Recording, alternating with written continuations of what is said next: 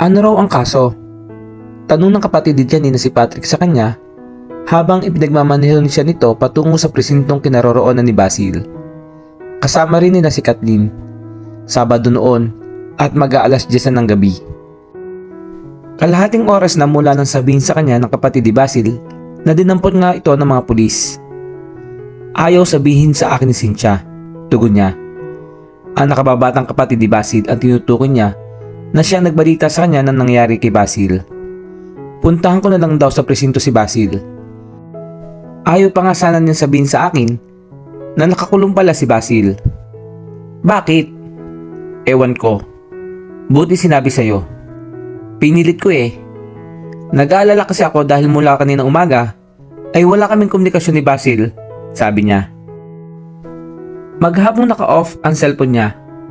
Tuwing tatawag naman ako sa bahay nila ay palaging hindi alam nang nakakasagot sa akin kung nasaan siya. Kaninang tumawag ako, si Cynthia ang nakasagot. Nung una, ayaw rin sabihin sa akin kung nasaan si Basil. Pinilit ko lang. Pero yung dahilan kaya dinampot si Basil, ayaw pa rin sabihin? Tanong ni Patrick. Ayaw. Hindi ko nga maintindihan kung bakit. That's strange. Nakakaya siguro yung kaso. Baka nang rape si Kuya Basil. Sabat ni Kathleen mula sa backseat.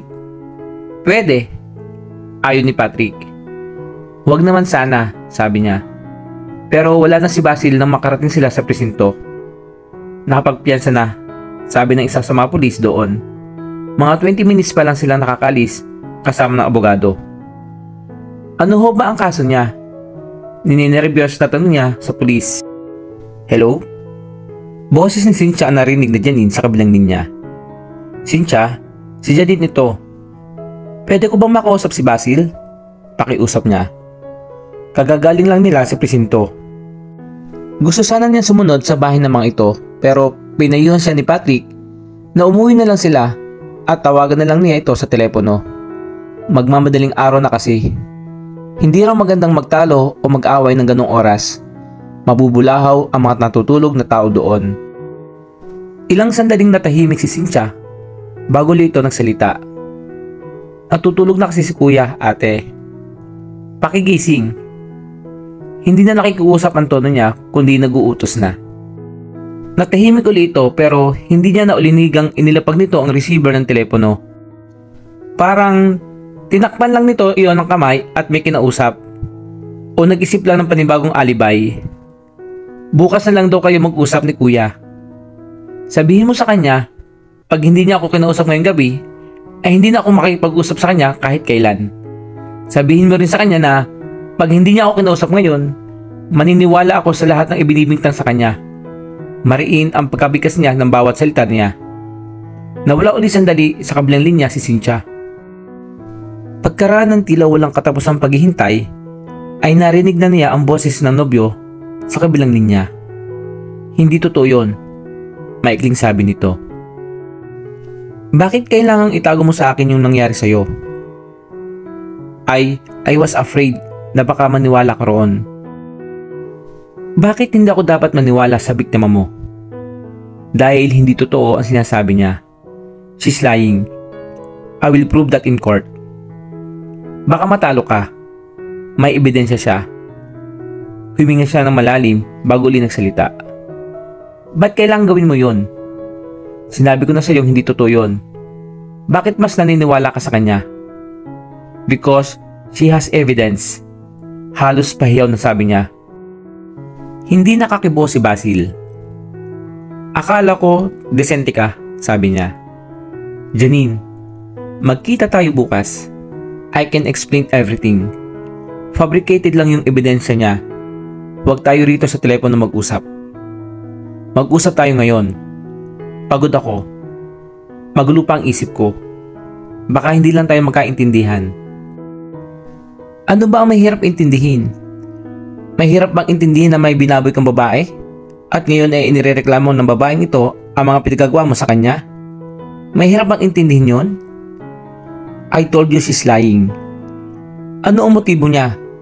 Hindi siya humihingi ng pera sa'yo. You're the one who's lying. Damn it, Janine. Hindi mo kilala yung babae na yon. Baka hindi mo lang alam kung ano ang klaseng tao yon. Bakit mas paniniwalaan mo siya kaysa sa akin? Ni hindi mo pa yata siya nakakausap. Let me hear your story. Bakit kanya inaakusahan ng ganon? I don't know. Kilala mo ba siya o hindi? Hindi ito makasagot. Kilala mo ba siya o hindi? Ulit niya sa tanong niya.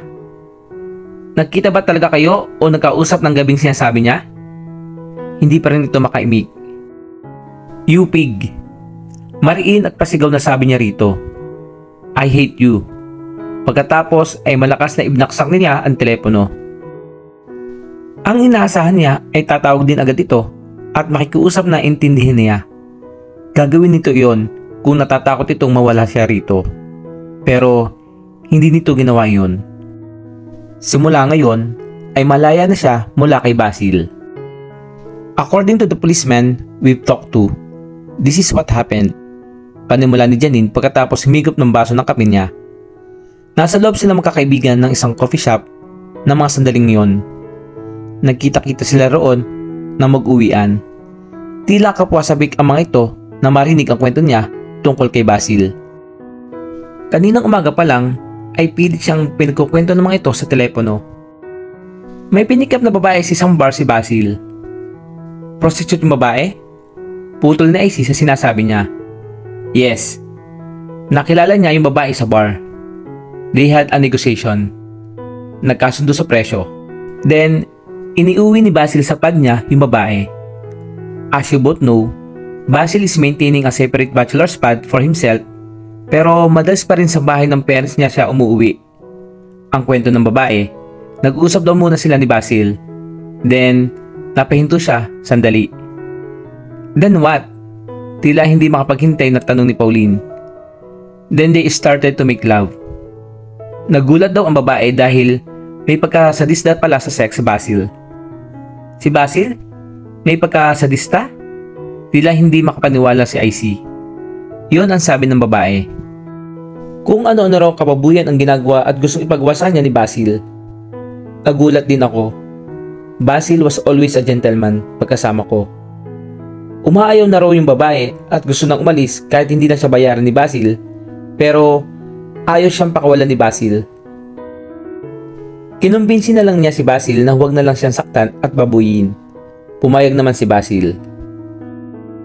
Pero while making love, napansin niya ang isang camera, which was hidden, na nakatutok sa kanila. It turned out that Basil was videotaping their lovemaking. Doon siya lalong natakot. Baka raw kung ano ang gawin ni Basil sa video. Umayaw na raw ulit siya. Pero ayaw pa rin siyang pakawalan ni Basil. Desidido na raw siya na iwan na si Basil. Kaso, determined din daw si Basil na may mangyari sa kanila. Basil ended up raping the girl. Oh my! Halata ang paghihilakbot kay Pauline. May expression din ng pagkahindik sa mukha ni IC. Hindi nga lang ito mapagsalita. Nakanganga lang ito habang nakatulala sa kanya. If he raped the girl, bakit nakapagpiyansa si Basil? Tanong ni Pauline. Rape is not bailable. Hindi rape ang isinampang kaso ng babae kay Basil. Physical injuries at grave threat lang. Gusto lang daw niyang bigyan ng leksyon si Basil. Ayaw raw niyang mabita ito, pero ito ang problema ni Basil. Kinukumbinsi ng mga polis yung babae na gawing rape ang kaso. Naikwento raw kasi ng babae na sinabi ni Basil na mahilig daw talagang pumikap ng babae ito at palagi nitong binivideo ang encounter nito sa mga babae. Napaka-gross naman pala ni Basil. Nang niririmarim na sabi ni Pauline. Akala ko napakalinis niya. Parang gusto manlumong sabi ni IC. Nashock din ako. Nanlulumong sabi niya. Mabuti pala na hindi ako nagpakasal sa kanya. Imagine, kung kasal na kami saka nangyari to, baka nag-suicide na ako sa matinding kahiyan. Nadyaryo ba yung nangyari? Usisa ni Pauline. May mga reporters sa dyaryo at radyo na naka-station sa presinto na yon. Ouch! Bulala si Pauline. Siguradong lalabas yon sa mga dyaryo. Nag-a-attempt ba makipagbalikan sa'yo si Basil, Janine? Tanong ni IC sa kanya. Hindi. Nahihiya siguro. Kung may balak man siya, ay kalimutan na lang niya. Nandidiri ako sa kanya, aniya.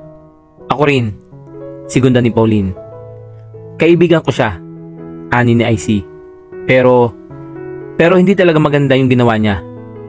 Saka kung once lang niya ginawa, baka maintindihan ko pa. Ako, kahit minsan lang niya ginawa, hindi ko pa rin siya mapapatawad. Bakit naman? Kasi may tendency na ulitin niya yun. Kung naiiba-iba yung kasalanan niya, baka mapatawad ko pa. Pero yung ganon, oh God, nangingilabot siya tuwing maiisip niya ang ginawa ni Basil. Lumipas pa ang mga araw. Hindi na nagpakita pa kay Janine o kahit tumawag man lang si Basil. Hindi rin siya nagtatangka makipag-usap pa rito. Ang kanyang ama at si Patrick ang nakipag-usap dito. Both gave Basil the benefit of the doubt. Pero inamin ni Basil sa mga ito ang nangyari. Ang hindi nito inamin ay ang akusasyong palaging ginagawa nito iyon. Nagpasabi ito sa kanyang ama na ihingi ito ng tawad sa kanya. Nakikibalita siya sa kaso nito. Nasa korte na iyon. Walang ipinayo sa kanya ang pamilya niya tungkol kay Basil.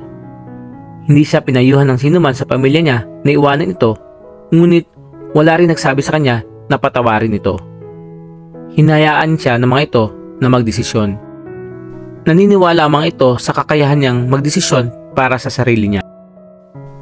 Si Charlie naman ay patuloy sa pagpapadala ng mga text messages sa kanya, pero halos puro forwarded pa rin ang mga iyon.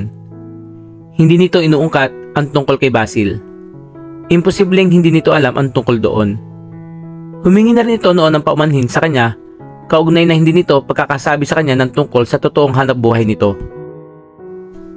Tama ang hinala niyang naghihintay lang ito ng tamang pagkakataon upang sabihin nito sa kanya ang totoo.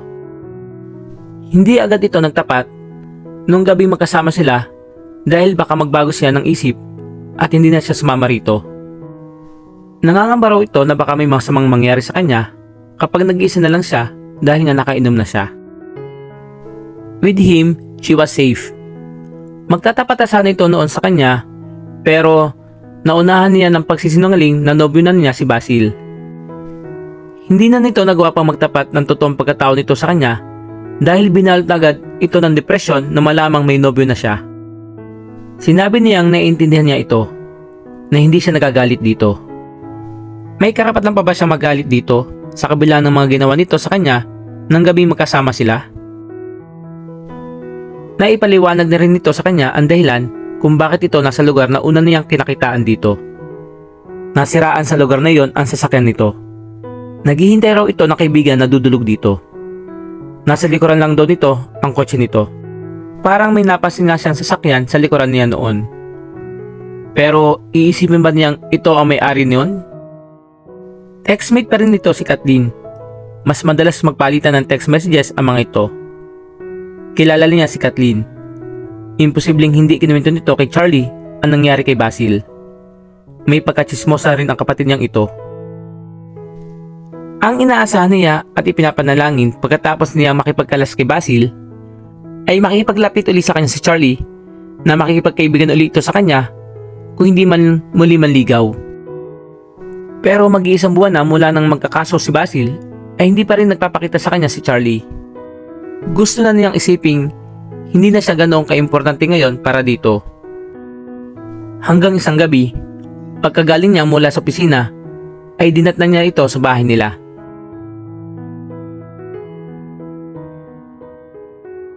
At dito na po nagtatapos ang part 8 ng ating kwento. Sabay-sabay po natin abangan ang mga susunod na kabanata. Maraming salamat po, God bless, and stay safe.